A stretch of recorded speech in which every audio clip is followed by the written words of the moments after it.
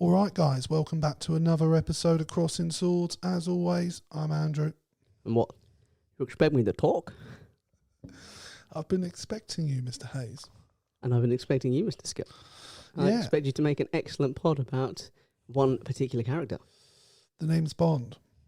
James Bond. That's right. Today, guys, we're talking about James Bond. The films, just to be clear. Yeah, the films. Obviously, with the nobody got time for reading, son? Well, as of time of recording, it's already out for release. The last Daniel Craig outing as James Bond, and it's called Another Day to Die. No Time to Die. No Time close. to Die. So close. There's a lot of Bond films, Jake. I mean, I've got a list. Yeah, so we just thought it was a good opportunity to go over the films with the release, just sort of see if we can get some viewership off of the popularity of the current release. Milk that bad boy like nobody's watching. Yeah. Or like everybody's watching, hopefully. And as everyone knows, me and Jake like to have it seems to be a growing tradition in this podcast of we'll discuss what we want to discuss and how we want to discuss it, and then we come at it from two completely different ways. Our pod is sort of results. It's sort of like the technical in Bake Off. So it's like we've set it up so it's like same ingredients, same equipment, and yet somehow we both come up with completely different dishes. But I don't think we're that far off today. No, obviously not, considering we have both focused on James Bond. I decided how good would that be? We're doing an episode of James Bond. I'm like, James Bond. I thought we were doing World Snooker Champion Nigel Bond. Well, it could have. This is going to be a different episode. Yeah, well, I don't think there's enough to talk about with Nigel Bond. I don't want to disparage his I don't think he's won anything either, to be honest. So enough delay. I decided to limit it to Daniel Craig and his movies. And Jake decided to go off script and go, no, I'm just doing all of them. Yeah, I'll tell you why. Because unlike you, when we do an episode or something, I've watched the things. I've read the things. Look. I've watched the things. To be honest, my parents were never massive Bond fans. I got to see the Pierce Brosnan ones growing up, but obviously everything before that was before I was born, pretty much, and so I've not really. So was watched The War. Have you ever heard of that? I have, but I would imagine the death of millions of people across the world is more impactful than Bond films back then. It is like my favourite quiz show cliche. We go, that's a bit before my time, that Bradley. And like, well, so was King Henry VIII, but I presume you've heard of him. Yeah, but that's because the man decided to indoctrinate us as children into talking about Henry VIII rather than about the oppression of our people. I'm just saying it's a favourite trope. I'm just saying this is a modern patriarchy trying to keep the man down. Do you know what I mean? Yeah. No, you fight the power. Do you know what? I just said words. I didn't believe anything coming out of my mouth. I didn't call you on it. I backed you. Oh no, but I felt like it sort of it's fraudulent towards a situation. It's fraudulent. It's absolutely fraudulent. Much like this episode. Absolutely. And I sort of lost where I was, to be honest with you. I don't think it matters. Trying to defend I don't myself. think it ever matters on this pod. So basically I've only seen the Pierce Brosnan and Daniel Craig films, whereas Jake has seen all of the Bond films, apart from the new several one, times. unless he's not the new one yet. And at time of recording, I'm planning to go see the new one this coming weekend. I would have seen it. Yeah, that's all right. I mean, I didn't want an invite anyway. Well, to be honest with you, mate, it's just me and my partner, and you two go for dates on your own, so I take her out on my own. Do you know what I mean? I mean, like twice we've been on a date. That's 2 more times than anyone else has been out on a date with her. What do we get to? Like third base, and it's not even that big a deal. It was just the tip. It was, honestly, we didn't kiss. So awkwardness aside, how do you want to start this? I enjoy it. Right. Well, do you know what? It's the straight look on his face as he's delivering it. It's almost convincing. Well, do you want to start? What do you want to start with? Films? Yeah, because I can go through. I'll go through from top to bottom. You're ranking all of them. I ranked all of them. Right, it got quite difficult. But I'll say this. I didn't mention Casino Royale, the 1967 version, the David Niven version. Okay. And I didn't do Never Say Never Again, both of which are non-Eon productions. Eon being the production company that makes. That was when Sean Connery fucked off. Sean Connery came back. He wanted more money. Yeah. I know all that. So I'm not doing that. So number 24, For Your Eyes Only, hugely forget. Also not doing No Time to Die. No shit. I'm not going to rank a film I haven't seen. I'm not big. I'm not going to come to this podcast and tell you about a film I've never watched. Frankly, that's not what I've done. I've not written about any film other than the ones I know. But For Your Eyes Only, and I'll tell you what's the bottom, hugely forgettable. when I look back at all of these, there's like something memorable from each of them. Roughly the plot, the villain. For Your Eyes Only, nothing. I had to Google the shit out of it. Was that the George Lazenby one? No, that's a Roger Moore one. Okay. Hugely forgettable. Number 23, View to a Kill. Again, not that great. Christopher Walken as the villain, not good. Grace Jones in it. She was fine in it. Walken. Mr. Bond. Mr. Bond. So nice to see you. Yeah, not good. 22, Die Another Day. Let's face it, it was not a good film. Is that Brosnan? That's Brosnan's last outing where Madonna did the soundtrack. Halle Berry. Oh, no. And the guy Halle Berry's in it. That's all you need, man. He's North Korean, and then he has an explosion to his face, and then he's white, and it is like Bond gets away with a lot of silly shit, Berry, but bro. Like, bro, I'm Halle not going Berry, for that. Bro. Oh yeah, like I'd never say it to her face. If I was on a date with her, I'd never be like, yeah, Die Another Day, not your strongest work, bro. Catwoman, let's talk about it. No, I'm sorry. No, anything with Halle Berry is worth watching, my opinion. Number 21. This could be controversial to a lot of people listening, and I really believe this. Live and Let Die.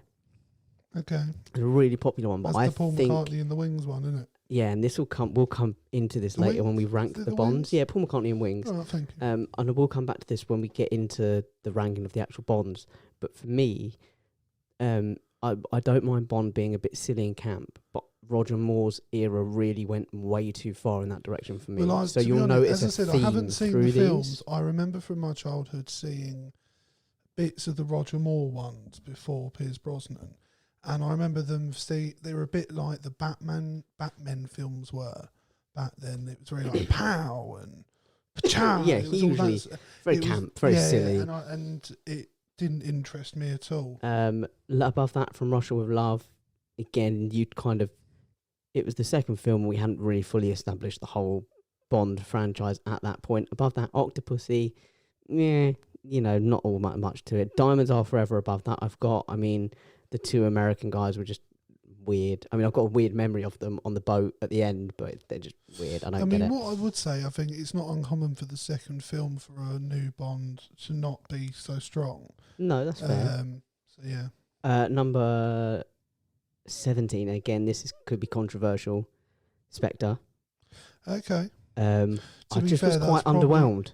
It's for me probably the second worst Craig one. Fair, and I know what your other's worse then. Yeah. But I'm not just surprised not. That's low. I found it quite underwhelming. I went into it; they were doing a lot, and there was a lot of potential. But it never really played off for me in the way that it could have. Above that, The World Is Not Enough. Robert Carlyle, brilliant and whatever, and the return of Robbie Coltrane. It's a fun film, but it's not a good film. Like let's throw that out there. I enjoy it fondly because I grew up with it. It's not a good film. Again, the Pierce Brosnan ones were not great films, but we'll get into that. We'll get into that. The Pierce Brosnan ones weren't fantastic. So above The World Isn't Enough, I've got Thunderbolt. Then moving above that, The Man with the Golden Gun. Christopher Lee and God, what's the guy? Nick Nack. Lots of fun there, right? Quantum of Solace above that. I think it is underrated. Wow, you put that above Spectre? I think it is underrated in the franchise, and I do think it's got a lot of good moments going for it. And I think the fact that it came after Casino Royale probably is why it's... I'll tell you what it is. It came after... Because it's sandwiched between Casino Royale and Skyfall, it kind of gets lost in that both of those were very, very high on the list, and we'll come to those. And it kind of gets buried for that. But I actually don't think it's that bad a film. And when I look at the ones below it, I think it's worth its place. I think it's over-criticised, but I think to say it's better than Spectre, which I just think overall the film is better. Moonraker, number 12. It's not very Bondy. I like space, though. And equally, did you know that they weren't actually going to do Moonraker, which came out in 1979, so the one before that was Spy Who Loved Me, 1977. The reason they did it was because of the success of Star Wars in 1977, and they felt they needed to match that, so they wanted to do a space thing. Yeah, they wanted to take it in space. Above that, The Living Daylights. I'm a huge fan of the Dalton era Bonds, and that's not the strongest of them, but it's still a good, strong outing, just missing out on the top 10. Number 10, cracking the top 10. You Only Live Twice. Little racist against the Japanese, I won't lie. It doesn't hold up for a film that was made in the middle of the 60s. It feels like it was made in the middle of the 60s. Yeah. But it's still, I still enjoy it. And number 9, Doctor No. Very hard to do the first one, but I think it did justice, and it obviously kicked off the whole franchise. Yeah. Above that, Tomorrow Never Dies. I have a quite soft spot for it. That's one of the Brosnan ones. That's one of the Brosnan ones. Yeah, that's one of my favourite ones. Above that, The Spy Who Loved Me. I love water, and I have this really, really, really vivid memory of being off from school and watching that with like a Robinson's fruit shoot, and just watching this, watching the fight in Egypt with him and Jaws, and it was really nice. Like, I just remember it fondly. Above The Spy Who Loved Me, number 6, Skyfall. Okay. Very personal account, but very action-packed. Lots of throwbacks to the first couple of films. And obviously you have them, a moment that I'm sure will come up, Judi Dench out, Ralph Fiennes in. She went out, she got a great swan song, and Ralph Fiennes was brilliant coming in. Well. I think they did it very well. Then you've got On Her Majesty's Secret Service, cracking the number 5. That was the George Lazenby one. Okay. I think it was an absolutely fantastic story, but I do think that it was unfortunate that he didn't get the greatest actor, and technically he wasn't even an actor when he got the role. No, he wasn't. He frauded his way into it, didn't he? But it's still a great story, and so for that it is up there. Number 4, Goldeneye. I really like Goldeneye. There's something about it. It was the first outing of Brosnan, and as you said, he was our Bond. Yeah, it was a good outing. I really liked it. Really fun, and you've got the whole, obviously, Sean Bean. You know, A Man Who Dies Twice. Yeah, can't go wrong. There's not a film that bloke doesn't die in. And you've got Alan. What's his name? Is playing the Russian guy, with the pen and with the the technical guy. Anyway, and she's fit as well. I can't reduce all the women to just. I'm not making a Bond film. I can't just reduce all the women to bodies. You're becoming more right wing, bro. I don't like it. Number 3, Goldfinger. Come on, you expect me to put that any lower on the list? Please. I can't judge it. It's Goldfinger. So it's a classic. Goldfinger was the first one that really set off Bond as it is. Yeah. So Goldfinger introduced the villain with a quirk, the Odd Job. Okay. So it introduced the car, it introduced the gadgets, all these things that the first two were kind of like spy movies, thriller spy movies, and then this one came in and it was a bit more Bond, and it kind of really set the stage. So from there on out, it was like, okay, we've got to have a cool car, and we've got to have a so it gave us a lot of the classic sort of tropes that go with gadget James and stuff Bond. like that. Yeah. Number 2, License to Kill. Really personal Bond story, sort of not too dissimilar to the top one my number 1 in that it's quite dark, it's quite gritty. And Dalton, I've realised that I'm really a big fan of those eras. And then number 1, I think he's very much spoke about as if he was before his time in terms of a Bond. Yeah, definitely. And I think number 1, I think we've probably got the same number 1, but Casino Royale, I think it was just, when I saw it, it was like, holy shit, that's everything Bond should be. And it felt like they got everything right in it, from the casting to the cinematography to the realism of the action. Even the theme tunes banging, it was well polished, and it was. And we'll get into the moments later, but that opening, God, that opening. It's something we can talk about, because I feel like it shows for me that they had a plan and it was executed to perfection, whereas I know for a fact, having watched a couple of documentaries recently, they didn't have that in some of the other films, which is hence why they weren't necessarily as good. Well, this is the first Bond as well that's had an arc. Yeah. From film 1 to film 5, whatever it is. Yeah, he's been on a journey. There is none of the others have an arc. They could be completely separate from each other. Yeah. I mean, we can even speculate as to how we might think it will, how it will end. And who we think could be. That's something we didn't discuss beforehand. Who could be, who our choices maybe for the next Bond? Yeah. You know who my outside shot is, has been for a few years. Is it Cillian Murphy? Fuck that guy. No, not fuck that guy. I like Cillian Murphy. No, it's Fassbender. Oh, okay. Yeah. Sorry. Yeah. Fassbender. Yeah, that's fair. Do you know what? If he was younger, I would say Idris Elba. Genuinely, I think he could. Yeah, I'd go for it, but I agree. I think he's a bit too old now. I would say otherwise, I wouldn't mind a return, maybe to a bit more of a Brosnan-y Bond, and go for someone like Henry Cavill. Yeah, I think he could do rough as well, but I think it would have to be the person who's could do it, depending on the film, is someone like Tom Hiddleston. Because when you see him in The Night Manager, it's difficult. He's very, very good, but it depends on the film. Can he bulk up though? Because the thing is, I know for a fact when he when he got Thor, he went to be Thor, and I feel like they probably had the same fear we're having right now as to whether he can physically. Well, the same thing you're having. I don't think he needs to look like a fucking demigod. He just needs to be in good shape. He needs to look like a demigod, but like Daniel Craig looks like you wouldn't fuck with him. Do you know what I mean? Whereas Tom Hiddleston, I feel like, you know, he's got a very punchable face, Tom Hiddleston, and I really like him. He's very polite. Yeah, but I don't know whether he carries that off. But when you watch him in The Night Manager, I think I've heard that a lot, and I do need. That's one of the things on my list. But it's well worth. It is well worth a watch. But yeah. So those are my ranking of the Bonds. I did think some controversy. I think. I think that's no. I mean, I can't speak to some of them, as obviously I haven't. Can't speak to most of them. They're like 2/3 of the list you can't speak to. No, I know. But no, I think you've been fairly fair in there. Well, like I said, I've tried to give like a little one-line reason as to why each one is where it is. That's fair. Please. Right, so as I said, I only ranked the Daniel Craig films, so I didn't even include the Brosnan ones. And I put at number 4, Quantum of Solace. Out of the 4 films. I figured that would be down there for you. I mean, and like you said, I don't think it's necessarily a bad film. But it felt like it lacked direction, like there was an issue with the story. Well, like I said, I definitely think it suffers from being sandwiched between two such highly acclaimed Bond films. Yeah.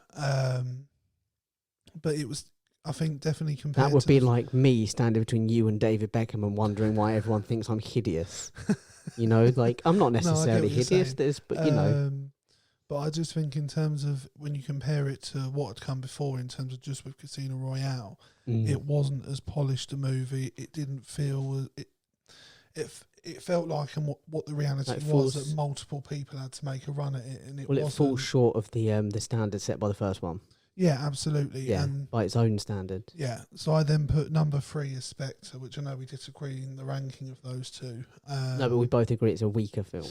Definitely. I said I was really underwhelmed. Yeah, is the best word for it. there's not a lot to say about it. Like when I was thinking of my favourite moments, there's not a single one from that movie because it was just far. Like when I was trying to think of that film, all I could remember was there was a meteor and.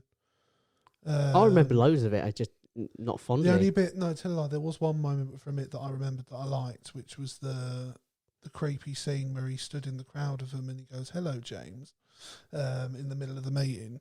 But I then put at number 2, Skyfall. I'll tell you. No, can I just say quickly? From Spectre, there's a moment that I. No, it's Skyfall. Skyfall. Anyway, never mind. Right. Well, speaking of Skyfall, that's at my number 2 spot.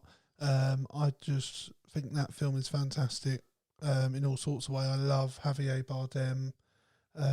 It is Spectre I'm thinking of. Oh, it is. All right. It's the moment where because you've got Andrew Scott playing C taking over the thing, and it's when Ray Fiennes just goes, "I guess we know what C stands for, don't we?" I didn't even remember that. I love that line. I love that line because he's found his bullets in the drawer, or he's found his gun in the drawer, and he's emptied the bullets. And he's like, I think he says something else. He's like, you know, whatever he said, it really doesn't matter. But yeah, I love that line. Like, I guess we know what C stands for. It's a great line, and it's like for an adult audience, you're like, yeah, I know, but the kids wouldn't know. No, anyway, sorry, Skyfall. No, that's fine. So yeah, Skyfall. I love Javier Bardem in it. It's that scene for me when he comes out of the elevator and you have the long walk from the back of the room whilst he's doing a monologue about rats eating each other, and then the really funny awkward. They have a great scene, yeah, where he's touching him up and he's like you're trying to remember your training, and says something about it being his first time, and he just goes, "Who says this is my first time?" And he just goes, "Oh, Mr. Bond," and I just find that scene hilarious, and I just think it's a great film overall. And as you said earlier, the Dench gets a good farewell. Yeah, and I like when Bond comes back and he sort of goes to Dench and he's like, "Well, thanks for the fucking obituary. Bond dies or whatever." And she's like, "You couldn't think of more?" And she's like, "What the fuck do you want, man?" Yeah. You weren't even dead. Thoroughly dismissive, like you have nothing to be upset about. Yeah, like get over yourself. Yeah. Like I love their relationship was really shown in that. Oh, absolutely. And they played it very, very well. Yeah. And one thing I liked about that film was it brought some of the past of Bond into it by, as you said, making references to the past films in terms of like, oh, we don't go in for that anymore when in regards to talking about like gadgets and everything. He's a great cue, by the way. When they introduced him, I was really unsure, but he was phenomenal. I can't wait to see him in the new one. The way they did it made it a very easy transition. It was a very because I'll tell you now, sort of big shout Desmond Llewellyn played Q, the original Q, was great. Wasn't it John Cleese? Well, no, this is the thing. So Desmond Llewellyn played Q. John Cleese played R, who was like bid as his replacement. Oh, okay. I always thought he was Q. I always remember the scene where he comes into it. John, I think he might be Q in like The World Is Not Enough, but in Tomorrow Never Dies, I think it is. He comes into it. Oh, or it might be The World Is Not Enough. He comes into it anyway. And he says, and sort of Desmond Llewellyn and Pierce Brosnan have this great on-screen chemistry where Bond's a bit banterful, and Q knows that, and he's like, yeah, you know, I'll match you with the banter and whatever. And he's R in that film, and he comes into it, and he's like trapped his coat in the dormitory. I'm like, fucking hell, it's like Roger Moore all over again, just going like over the top, silly comedy. Yeah. And I think always oh no, I'll get onto that later when we rank the Bonds. But yeah, it was one of those things where it was like, as John Cleese's character, take him or leave him, but Desmond Llewellyn, 100% take. Yeah. So when they brought in Ben Whishaw, it was like those are big shoes to fill, and he filled them. He did his own take on it, very good. Yeah, I think it was fantastic. So then I would say at number 1, I have put, same as you, Casino Royale. I just think from, as I said, same start reasons, to finish, I think, isn't it? It was we both thought it was what Bond could be. Yeah, I think it was when I watched it, because like when you grow up watching the Pierce Brosnan ones, they're very. Well, I know the Daniel Craig ones are extreme in areas, but like those sort of Bonds were like ridiculous extreme, and you had the most wacky shit going on. Like I remember him having that pad in his hand, and he was steering his car around the parking. We'll get onto that because I love that. And all of that sort of stuff. But it was all sort of fact. You knew it was fantasy when you were watching it. And then I think I was obviously that bit older when the Daniel Craig ones came out. Yeah, I think I was about 13, 14 when yeah, and I actually remember being quite annoyed because I liked Pierce Brosnan, so I didn't understand why they were getting rid of him. But the point I was trying to make was when I started seeing the Daniel Craig ones, after seeing Casino Royale, as you said, it was just immediately you went, oh, well, that fits. I didn't know that's what I preferred, but now I've seen it, I do. So no, I thought it was fantastic. And Daniel Craig, got hated on. Oh, yeah, absolutely. Blonde hair, blue eyes. Yeah. He can't be Bond. He can't physically, according to the books. I think Dalton is the most Bond-esque. Yeah. But yeah, when everyone was like, he can't be Bond, and then you watch the film, and it's like, fuck me, he is Bond. Never mind, he can be Bond. He is Bond. Look at him. He's the most realistic version. But the thing is, I think what that does is it does open Bond up to be sort of anything physically you want him to be. It's about how the character's portrayed. Because I do wonder if they went back to a more, as I said, cheesy Bond, whether it would be as successful. Well, let's. I mean, unless you've got more to say, let's jump into perhaps ranking our Bonds. Okay. Well, I've actually not done a ranking for the Bonds because, as I said, I've only you've only done witnessed two. So. Well, let me sort of jump or use that as a jumping point to go into mine then. So I've got number 6, Roger Moore. Like I said, it's just too camp and silly for me. They kind of went a little bit camp is okay and good, but they kind of went all the way the other direction, and it was like, it's not for me. Number 5, George Lazenby. Man's not an actor. He did a fine job, but man's not an actor, and he was famously difficult to get on with. And he had one of the best storylines, and just not butchered it, but it was like, but it was wasted on him because he came in after Sean Connery as well. You can't think. I imagine if Sean Connery had that chance at that storyline, it's like fuck. But he didn't do a bad job. Number 4, Sean Connery, which is going to be controversial, but. Well, no, I think... He easily could be high. He was iconic. It's almost impossible... in every sense of the word, iconic. For something like Bond, which has only got bigger and better as it's gone on, it's almost impossible to expect the actor that was in films that were costing probably a fraction of what the modern ones are to achieve the same level of performance as what Daniel Craig can on a... I just think, just to be clear, Sean Connery could easily be higher because he is so good in it, and he's so suave, and he's got that thing. He is a good actor as well. He's got a very suave, charismatic thing. Whereas, and I'll compare him to Daniel Craig when I get to Daniel Craig. But number 3, Timothy Dalton. I said very close to the books, very close to what he is in the books. He was very good on screen as as Bond, and he had. What really benefited from him, he did 2 films. They were both strong films. I think he really benefited from having great storylines. So he didn't successful, were they? Well, this is but I think critically he didn't have a bad film. No. Like I said, Living Daylights was decent. Yeah. But License to Kill was phenomenal, and he didn't have a bad film. So that really works in his favour compared to number 2, Pierce Brosnan. He's my Bond. Yeah. He was great as Bond, and I'm not just saying that because he's my Bond, but he was really let down by his films. He was a great Bond in I bang average films. He could have probably got away with doing a rougher portrayal of Bond. If he was playing one of the screenplays from the Craig era, yeah, obviously it would have come different on screen because he is a different actor. I think but he would have been fine in it. He would have been great in it, and he would have really benefited from that. I would agree with that. But he was just let down massively by the films that he was in. Well, it was what the studio wanted to do at the time, wasn't it? And then number one, Daniel Craig, like I said, I think the thing that I love about him that he plays when he plays it is all the charm and the thing. He plays a man who's got his walls up high, and have been up for a long time.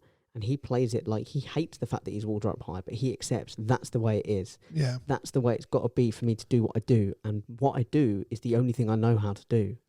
Yeah. It's all I can do. So the walls have got to stay high. Yeah, you see little moments of vulnerability, but they're really hidden behind walls. Yeah, and everything he does, everything he does, from the charming the women to doing all that, is all a tool.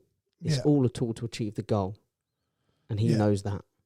No, I agree. And I think one thing I've liked about the Daniel Craig films is if you watch the first one and then the most recent, he's aged as well, and you see it on his face. And it was a huge part of the storyline in Spectre and Skyfall as well. Skyfall.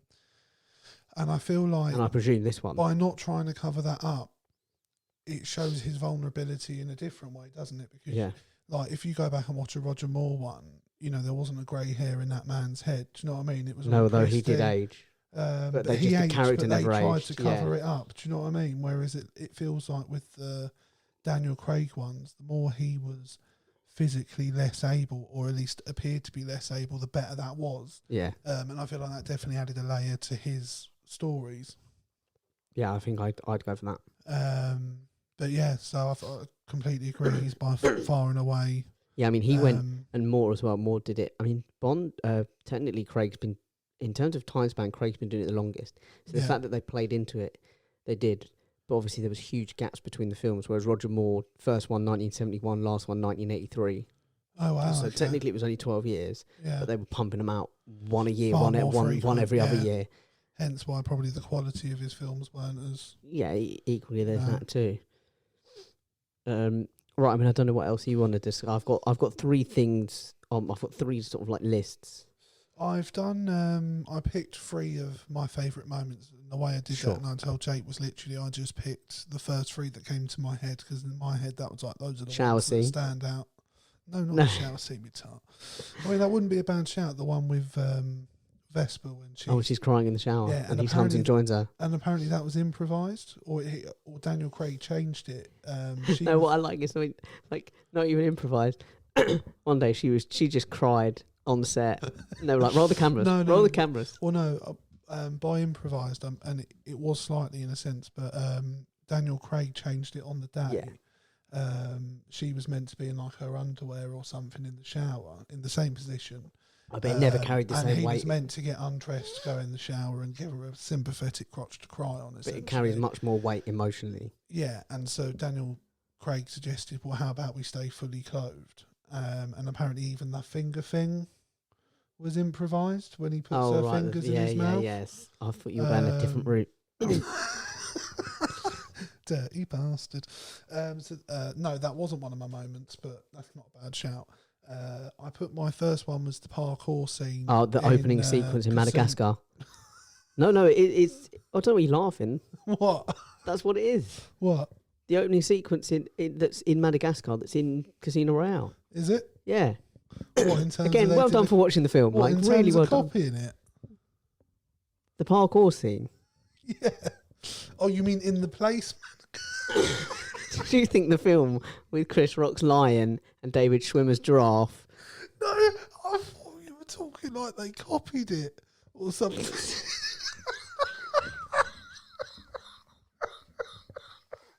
No, I meant it's set in the country Madagascar. Yes. Yeah.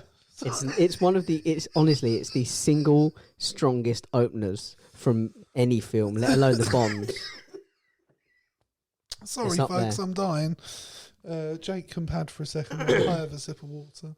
Yeah, I mean, if you want to picture Chris Rock running through a construction site while David Schwimmer scrambles behind him. Dude, Ben Stiller. Do you know what? It was the seriousness in your face when you looked at me and went, "Is it Madagascar?" And I was like, "What?" And then you started laughing, and I was like, "Now I know." I was like, "Why are you laughing?" You were saying that like Madagascar had done a copy version at the start of the film. Yeah, I'm with you now. No, that's not what I was saying at all. It's the strongest opener for just about any film, let alone Bond. It's phenomenal. Jesus. And there's the great bit where the guy jumps up and like flips through the gap at the top of the wall, and Daniel Craig just fucking runs through it. Yeah. And then he's like, "Fuck this," and he gets in the bulldozer and he ends up just fucking blowing everyone to shit. In the embassy. That's a great. Yeah. And I just think that's just a solid, as you said, the best opening sequence. Yeah, it's a great sequence. My second one was... And also just from the start as well, when he's with the rookie and he's like, what? And he's like, "Stop touching your fucking ear." Or he doesn't swear, but he's like, yeah. Yeah. No, I completely agree. At number 2, I put the interrogation in Casino Royale when he's strapped naked. Yeah, and the whole whacking him with the rope on his balls. And he's like, "I've got an itch down there, would you mind?" "I'm going to tell the world you died scratching my balls." Yeah. Yeah, it's great. So yeah, that's my second favourite. Yep. And then the third was the moment I mentioned earlier, which was the silver long walk and talk in Skyfall.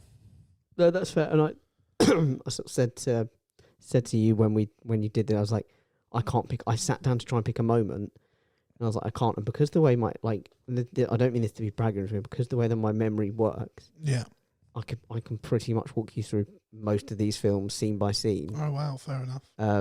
Because I just remember shit. That's how I don't know the rules, but that's how it works. So I'm like trying to pick a memory, and I'm like, I just fucking could be anything. I mean, honestly, the list could be so fucking long.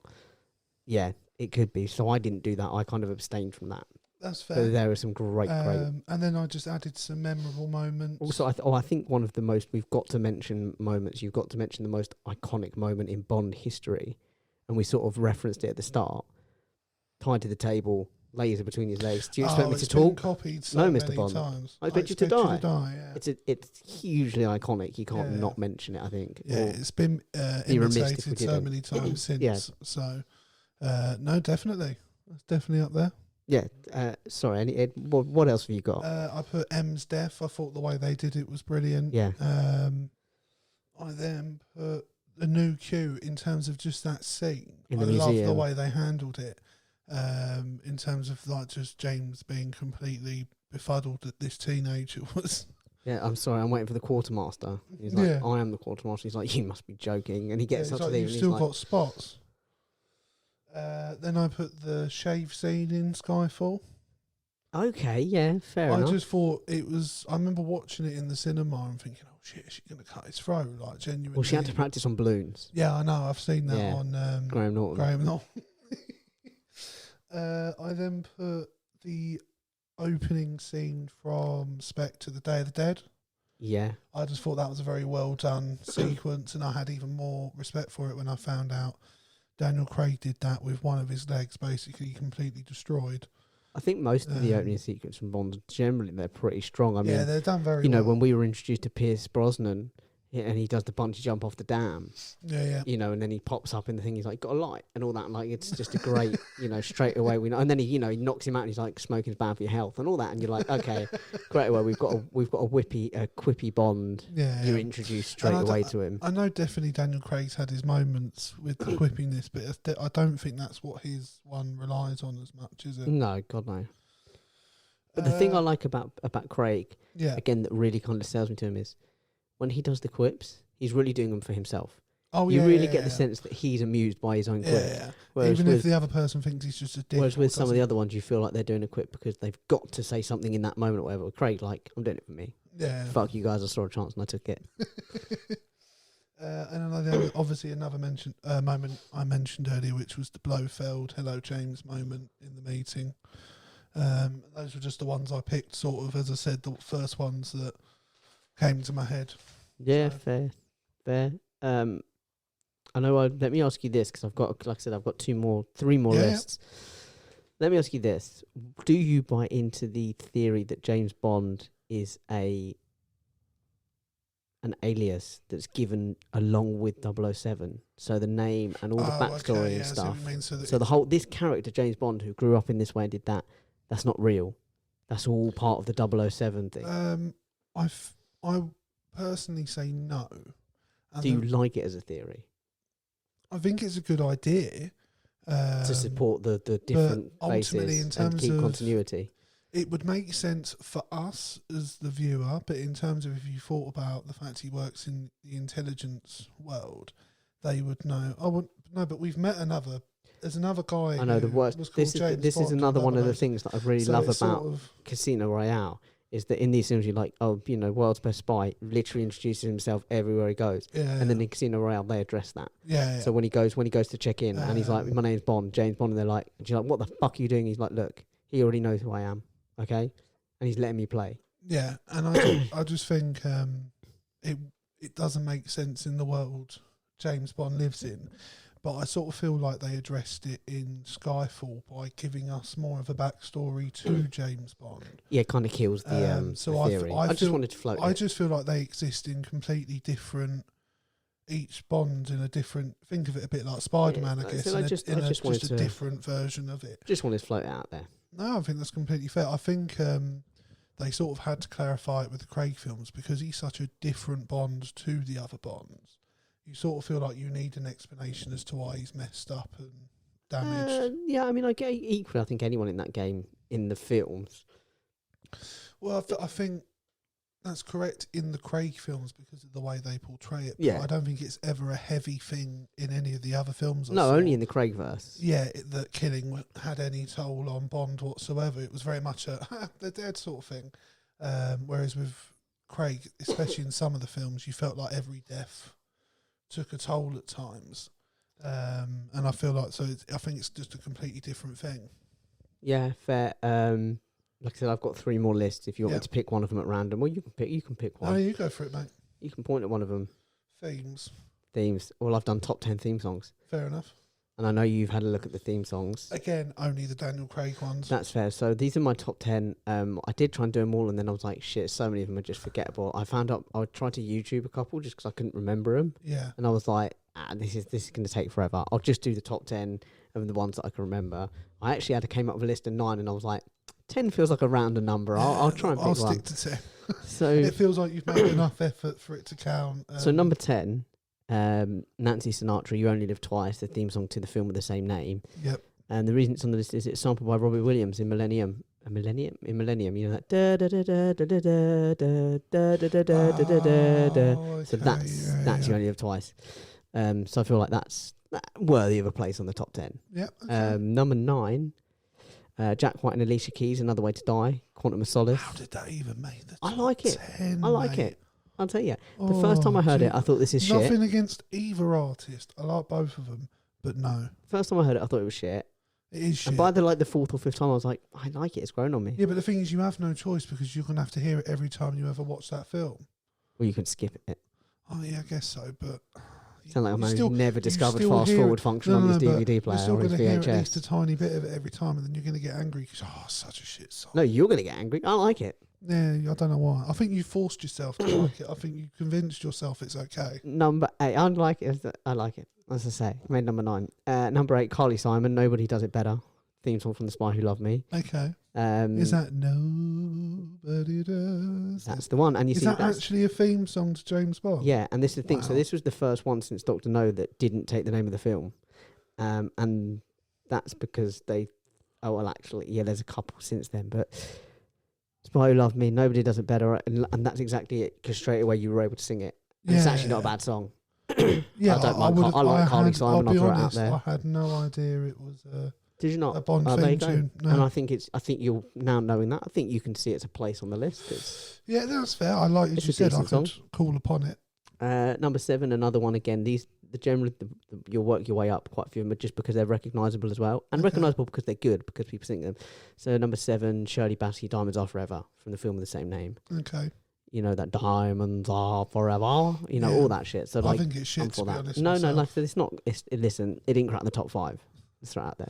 It wouldn't have cracked the top 10 with me if I'd have known it. Number 6, this could be controversial, but I think it's definitely a place on the list. Paul McCartney and Wings, Live and Let Die, for a movie in the same Decent name. one. Decent Good, song. good song, very recognisable. Dun, dun, dun. And when it just gets da da da da da da da da, you know,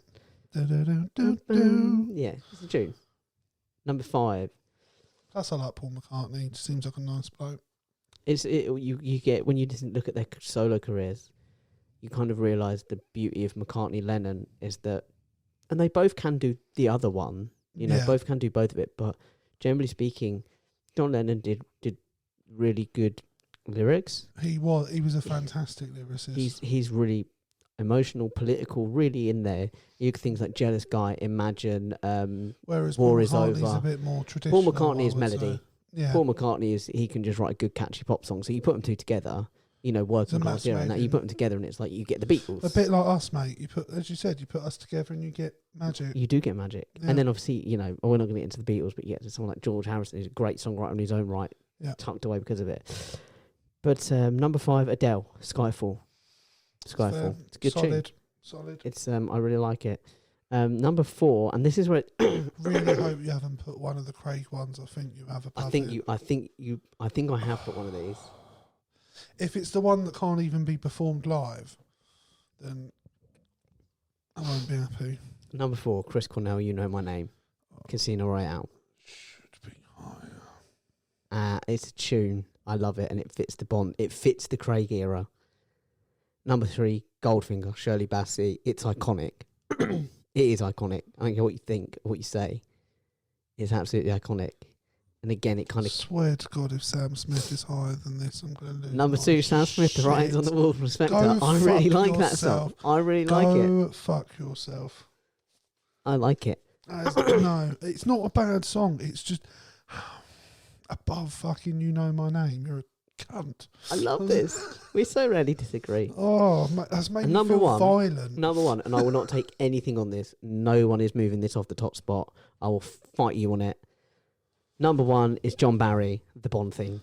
To be honest, at this, what the dum dum dum. Oh yeah, that's fine. I'll concede that. I don't really. But never mind controversy among the listeners. It's controversy here. I'm shell shocked, to be honest, to hear Chris Cornell wasn't above Sam Smith. Shell shocked. Do you think we should rank the Teenage Mutant Ninja Turtle theme songs as well? No, we stick with this. Yeah, we'll stick with this. You've upset me enough already. I know, I can see it in your eyes. It's genuine. Go on YouTube. Hurt. You should go on YouTube and look this up because it's... Look at this face. And look at this face. Right, what's your next section you can piss me off with? Do you want to rank your themes? I guess. At number 4, I put Another Way to Die by Alicia Keys and Jack White. It's a pile of shit. And I like both artists, as I said. And you sound like a man who's genuinely just had the arse ripped out of him. You properly sound defeated. I could just about accept that you were fine with Sam Smith ahead of Adele, but so at number 3 for me, I put Writings on the Wall by Sam Smith. Again, solid song. It's just not one of the better ones. Number 2, I put Skyfall by Adele. And at number 1, I put You Know My Name, Chris Cornell. There you go. It fits the new era. It kicks it off well. It does. Yeah. Okay, well, apparently not enough. I love this. The thing is, I know Jack, he'll genuinely be delighted that he's upset me. I am. On air. Like off air, heartbroken. Hate to see you upset. On the pod, in the recording booth and the podcast, love it. What's the next section? Again, I haven't gone through all and ranked them for these next 2 sections, the last 2 sections. Yeah. I've just done honourable mentions. Cars. The DB5 from Goldfinger and Skyfall. I was also in GoldenEye briefly. It's probably the most iconic Bond car. Okay, yeah. I want the one where... and I think it's in No Time to Die. Judy makes the quip about... Or he says to her, doesn't he, if you don't stop, he sort of flips open the window. The ejector seat. Eject me then. Yeah, you got the shield, the guns, the ejector seat. It's all iconic. And I think it's in No Time to Die from the trailers. This one, I think this could be controversial based on what you've said so far this podcast. The BMW 750 from Tomorrow Never Dies, the little remote control jobby, because I loved it. I did. I loved it. But I don't care enough about it to be worried about its position. I just thought it was a cool car with a cool gadget. It is. The Lotus Esprit from Spy Who Loved Me, the submarine car. The first thing he drives into the water, flicks the switch, and it turns. It's not real, so I can't. I know it's. I remember once. Do you remember we went to see Green Hornet in the cinema with our good friend and friend of the show, Mr. Ash, and like the whole film was just ridiculous. Anyone who's seen it will be able to tell you. And then there was just a bit at the end of the film where like the car uncamouflaged or something really basic compared to everything else that happened in the film. And I just went, "Oh, fuck off!" And you were just like, "That's what you object to." Yeah, I do vaguely recall it. Yeah. The Aston Martin V8 from Living Daylights, the ski car. Okay. Again, there's just like a cool. We've covered water, we've covered land, we're covering snow. I thought the finger car was quite cool. Which one? The one where he writes on the car. And also the car plane from Man with the Golden Gun. I don't remember that one. We've not seen it. No. So I don't imagine No, but I have seen images of some of the others. So they just basically attach like a plane attachment to the roof of this car. And then fly and takes off, and that's kind of Christopher Lee's. As you do. Gimmick with knick-knack. And also the other thing about the Moore ones that I never really liked was when they introduced the sheriff in America. Okay. Like, like, boy, I ain't gonna seen everything, and I know never seen nothing like that, and whatever. And he's in the car chase with him. He's chasing him in the first one, and then he gets and then he comes back for a second film, and he's in the car with him, and it's like, fuck me. Do you know what? If you come across any roles for old prospector out there, apply for it, mate. I think I'm shooing. You had me. You know what I mean? I was for a second, you forgot you were in the I'm podcast. down a mine. We're prospecting for gold. I'm on board. More likely to be in a river for gold. And that's so pointless. I don't need to say that. Do you know what? I so wasn't paying attention to you. I missed the fact you were having a dig at me. I'm having a dig. It was an educational correction. That's what arseholes say. Have you got anything more, by the way? No. That sounded like really attacking us. Have you got anything more? You gonna say no, shit? That's as prepared as I came. And then I've got one more list, which is honourable gadgets and extras. Little Nelly, which is the plane from You Only Live Twice, which is like a little do-it-yourself plane. It comes in like a little box. It's almost like an IKEA plane. Nice. Helicopter, sorry. And then Sean Connery sort of takes it for reconnaissance. Oh, I have seen that, yeah. The crocodile boat submarine from Octopussy. Octopussy, largely forgettable film. Also, do you know, by the way, how did they get away with calling the film Octopussy? Well, there's an interesting thing with Octopussy. When John Barry, because John Barry's had a hand in writing most of the themes up to a certain point, when he sat down to write Octopussy, straight off the bat, he was like, okay, so the theme's not going to have the same name as the movie because there's no way I can write a song called Octopussy. Yeah, I thought that was a cool one. I've got a memory of that. The phone from Tomorrow Never Dies, you know, when he like gets the guy to push the button and electrocute himself, and he drives his car with it. Yeah. Any of the watches really, but in particular I've got the laser watch from GoldenEye. Any of the watches really, they're all quite cool watches. And then I've got Odd Job's hat, Goldfinger. Isn't that the one that like, slices people's heads off? It's iconic, absolutely iconic. Yeah. And I've got the poison shoe knife from Russia with Love, which is always a cool one. Nice. So she like flicks out and flicks her shoe, and a little knife comes out, and it's got like poison on the blade, and just a little scratch and they're dead. It's just a cool gadget extra. Nice. And that's it. That's all my Bond. Well, I think we've... we've certainly stirred the pot. There's some shit to think about. So, guys, as always, let us know what you think of what we've said, whether you agree, disagree, whether you think Jake has blasphemed. Screwed the pooch. He's blasphemed or not. And as always, guys, you know where to find us. But, Jake, tell them anyway. You can find us at Facebook by searching Crossing Swords. You can find us on YouTube by searching Crossing Swords and the name of the episode. If you can't find the name of the episode, head over to our Facebook, or head over to our Twitter, which is @SwordsCrossing, or head over to our Instagram, which is CrossingSwords_podcast. That's correct. That's all there. Equally, if you want to talk to us, you can find us on any of those socials or by mail at CrossingSwords19@gmail.com. What? And that's correct. That's all. As always, guys, thank you for listening. We have fun doing this as always, but we would love some ideas from you guys of what you'd like us to cover. Because, like, I keep like getting people that will say to me, "Oh, I was listening to it, I really loved it," and I go, "Oh, wicked! Is there anything you'd like us to cover?" And they go, "No." Well, sometimes as well you get people who go, "Oh, I'd love you to do," they listen to an episode and they sort of hear something in it and they go, "I'd love to do a whole episode on that," but it's like, if you don't write it down and tell us, then we don't know. I am 100% not going to remember it if you tell me in person. No, so please, guys, let us know what you want from us. We just want to know. Yeah. And as always, we'll keep going till the writing's on the wall. I just wanted to provoke one last time. Well, do you know what? At least they all know my name. I was going to say, you took my pun. And on that note, we'll say goodbye. Bye.